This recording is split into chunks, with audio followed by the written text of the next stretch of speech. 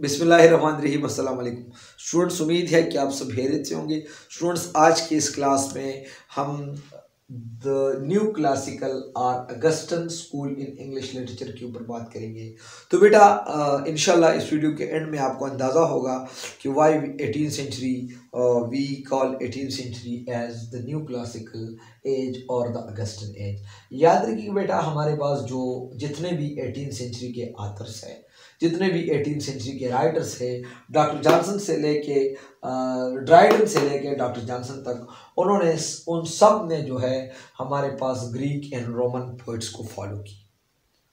तो ग्रीक और रोमन जितने भी पोइट्स थे वो क्लासिकल पोइट्स थे। उन्होंने सिर्फ उसको फॉलो की, उनका स्टाइल उठाया, उनका अंदाज उठाया, उसकी पोइट्री की फॉर्म उठाई, लेकिन वो एक्चुअल स्पिरिट तक वो नहीं गए। वही थीम उन्होंने नहीं उठाया। उन्होंने वही मशीनरी, वही ग्रैंड स्टाइल, वही जो फॉर्म है, उन्होंने मामूली मामूली चीज़ों के ऊपर अप्लाई की। तो इसलिए जो है इसको हम कहते हैं न्यू क्लासिकल और सूडो क्लासिकल। यानी सिर्फ क्लासिकल है लेकिन अंदर से ये खोखले है। उन्होंने सिर्फ फॉर्म लिया, उन्होंने जो एक्चुअल स्पिरिट है क्लासिकल का वो नहीं लिया। So that is why they are known as new classical or pseudo classical। अच्छा, अब ये तो बात तो खत्म हुई कि why they are called classical, new classical poets or new classical age, क्योंकि 18th सेंचुरी के राइटर्स ने जो हमारे पास ग्रीक या रोमन के जो क्लासिकल राइटर्स हैं उनको इमिटेट की। So that is why we call them. उन्होंने सिर्फ इमिटेशन की, उन्होंने सिर्फ जो है वही स्टाइल जो है उससे कॉपी की, ना कि उसका एक्चुअल स्पिरिट जो है उसने अपने पोइट्री के अंदर लाया। That is why they are called new classical और सूडो क्लासिकल। आप ना भूलें। Now why we call them Augustan school in English literature और अगस्टन एज। याद रखिए बेटा, जितने भी ग्रीक एंड रोमन पोइट्स रहे हैं रोम के अंदर, उस टाइम पे रोम का जो किंग था वो हमारे पास था अगस्टस। तो अगस्टस के रीन में जितने भी ग्रेट पोइट्स रहे हैं वो वही क्लासिकल ही पोइट्स थे। जो क्लासिकल पोइट्स, इससे पहले जो हमने बात की कि 18th सेंचुरी के पोइट्स ने उनको फॉलो की, वही क्लासिकल पोइट्स रोम जो जिसको हम ग्रीक और रोमन कहते हैं, तो वो हमारे पास जो है अगस्टस के एज में रहे हैं। दैट इज वाई का अगस्टस कहाँ का किंग था? रोम का किंग था। So that is why we call this age as Augustan age or Augustus age। याद रखिए बेटा, ये टर्म जो है Augustan as 18th century England के अंदर उन राइटर्स ने खुद के लिए ये टर्म यूज की। तो बेटा ये हुआ आपका इन दो वर्ड्स के बारे में कि why it is called Augustan as, why it is called new classical as. Augustan as के ऊपर दोबारा मैं आपको बताऊंगा कि रीजन क्या है। जितने भी ग्रेट राइटर्स रहे हैं रोम के अंदर, ग्रीक रोमन्स, तो उस टाइम पे जो किंग था, जो बादशाह था, जो एम्परर था, वो अगस्टस था। तो दैट इज वाई जो है, और जितने भी क्लासिकल पोइट्स रहे हैं वो अगस्टस के टाइम पे रहे हैं। सो दैट इज वाई, और वो जो है 18th सेंचुरी के पोइट्स ने वही अगस्टस राइटर फॉलो की। That is why they are called as Augustan in English literature, or it is called as the Augustan age in English literature। याद रखिएगा बेटा, अब आपको अंदाजा होगा कि ये क्लासिकल मॉडल जो है ये इंग्लैंड तक ये कैसे पहुंच गए। ये बेटा ये ग्रेजुअली जो है वो रेनेसां के थ्रू जो है, रिबर्थ के थ्रू, इसके ऊपर हमारे पास पूरे एक वीडियो है, एक लेक्चर है कि हाउ रेनेसां जो है वो इटली से इंग्लैंड तक आ गई। तो वो रेनेसां के साथ साथ जो है वही मॉडल्स और वही स्टाइल जो है वो इंग्लैंड तक आ गई, और लोगों ने जितने भी हमारे पास इंग्लैंड के अंदर जो राइटर्स हैं उन्होंने इसको फॉलो करना शुरू की। याद रखिए, इवन अगर हम पॉप की बात कर ले जो कि हमारे पास द ग्रेटेस्ट क्रिटिक है, उसमें उन्होंने भी अपने वो जितने भी वो कंटेम्प्रेरी ऑथर्स हैं उनको एडवाइस उसने की कि आप फॉलो करें, इमिटेट करें और इवन स्टील करें the ideas of classical authors, कि जितने भी आइडियाज हैं क्लासिकल ऑथर्स का इमिटेट करे, कॉपी करे और छुपाए और अपने पोइट्री के अंदर वो यूज करे और लाए। नेक्स्ट पॉइंट हमारे पास है सिर्फ जो है एक फॉर्म के अंदर नहीं, in all form of literature they followed them का मतलब द क्लासिकल राइटर्स जो कि हमारे पास अगस्टस के टाइम पे रहे हैं, they followed them and laid emphasis on intellectuals. याद रखिएगा, उन्होंने जो मैं आपको बता दिया ना कि क्लासिकल राइटर जो एक्चुअल क्लासिकल राइटर है वो ग्रीक एंड रोमन के टाइम पे वो जो है वहाँ पर रहे हैं, जो ग्रेट राइटर है। उन्होंने वो ऐसे कमज़ोर फजूल के थीम उन्होंने नहीं उठाए, उन्होंने ग्रेट थीम्स उठाए, उन्होंने जो है इंटेलेक्ट के ऊपर जो है उन्होंने फोकस की, उन्होंने कुछ इमेजिनेशन के थ्रू नहीं लाया।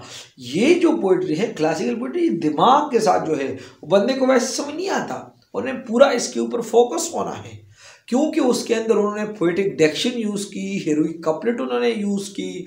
तो अगर इसके बारे में आपको इल्म ना हो तो ये पोइट्री आपको बड़ा बोरिंग लगेगा।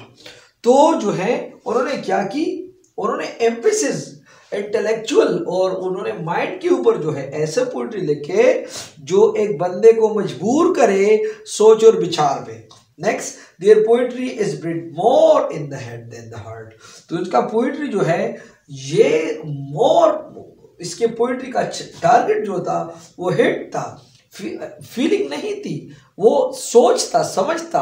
अगर आपको समझ हो इस पोइट्री के ऊपर तो आपको समझ आ सकता है, मतलब जिसको हम अकली पोइट्री कहते हैं, जो अकल के मुताबिक था।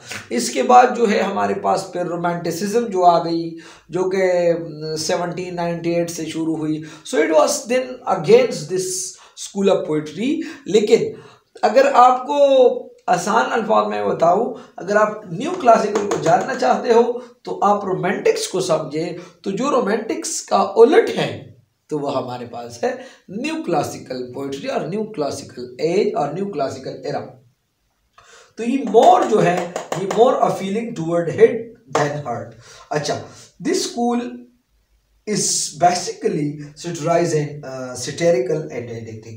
याद रखिए बेटा, ये जो पोइट्री है ना, अगर हम जो है वो हम रैप ऑफ द लॉक के ऊपर हम बात कर ले, जो कि हमारे पास एक मॉक हीरोइक एपिक है बेटा, अगर इसके ऊपर हम बात कर ले तो ये सेटेरिकल है। ये हमारे पास वो इंग्लैंड के आर्टिफिशियल सोसाइटी के ऊपर वो जो है हमें वो बताया जाता है कि एक बेलिंडा नामी एक लड़की है और इसके लाख जो है वो काटे गए, लेकिन वो मामूली सी थीम है और वो जो है उसने सटायर की, उन्हें सोसाइटी कंटेम्प्रेरी सोसाइटी के ऊपर उन्होंने सटायर की। लेकिन अगर स्टाइल आप देख ले सो स्टाइल इज क्लासिकल, उन्होंने वही पोएटिक डिक्शन यूज़ की, लेकिन चीज़ मामूली सी है, थीम मामूली। अब लाख क्या चीज़ है, उनके ऊपर ग्रैंड स्टाइल यूज़ करना, ग्रैंड मशीनरी यूज़ करना और जो है बड़े पोएटिक डिक्शन यूज़ करना। So that is why it is called new classical.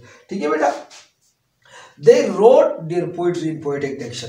उन्होंने पोएटिक डिक्शन के अंदर जो है अपना पोइट्री लिखा। पोएटिक डिक्शन का डेफिनेशन अगर आप चाहते हो तो डॉक्टर जॉनसन ने पोएटिक डिक्शन की डेफिनेशन कुछ इस तरह की, जरा फोकस हो जाए।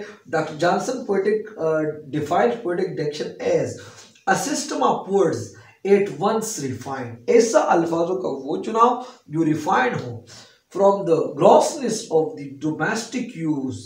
यानी वो अल्फाज नहीं होना चाहिए जिसके अंदर हमारे पास डोमेस्टिक यूज वाले वर्ड भी हो, जो अपने घरेलू वर्ड भी हो, जो कॉमन लैंग्वेज भी हो।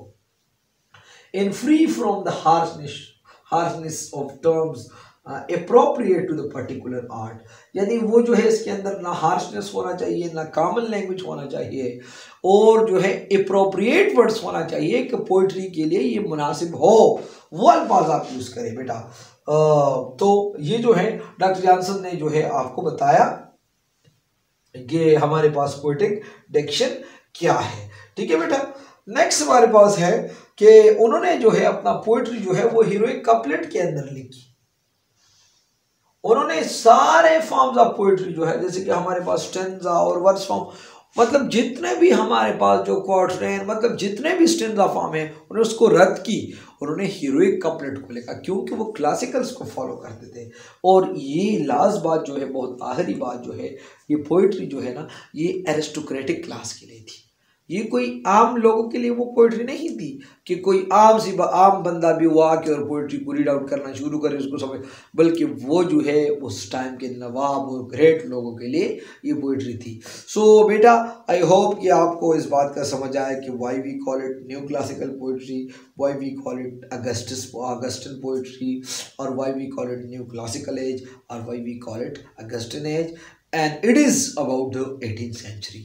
18th century is also called the new classical age, or it is also called the Augustan age. बेटा आई होप कि आपको थोड़ा बहुत समझ आया होगा। कोई सवाल हो तो आप पूछ सकते हैं, कोई भी मसला हो शिकवा हो कमेंट बॉक्स में आप पूछ सकते हैं। बेटा ये आपका इंटरव्यू का क्वेश्चन है, सिर्फ ये नहीं, जितने भी हमारे पास जो मूवमेंट के ऊपर हम बात करेंगे बेटा ये आपको बड़ा हैंड देगा, टफ टाइम से आपको बचाएगा। लेकिन बेटा ये स्टडी करना, यकीन माने बेटा सबसे मुश्किल काम है स्टडी करना, लेकिन एक दफ़ा जब इसे आप आदी हो जाए ना तो फिर सबसे इंटरेस्टिंग चीज़ है स्टडी करना। तो बेटा आप डटे रहे, परसिस्टेंट रहे, हार्ड वर्क करें, ये मैं लिख के दूंगा बेटा, कामयाबी आप लोग का मुकद्दर होगी। थैंक यू बेटा, अल्लाह हाफिज़।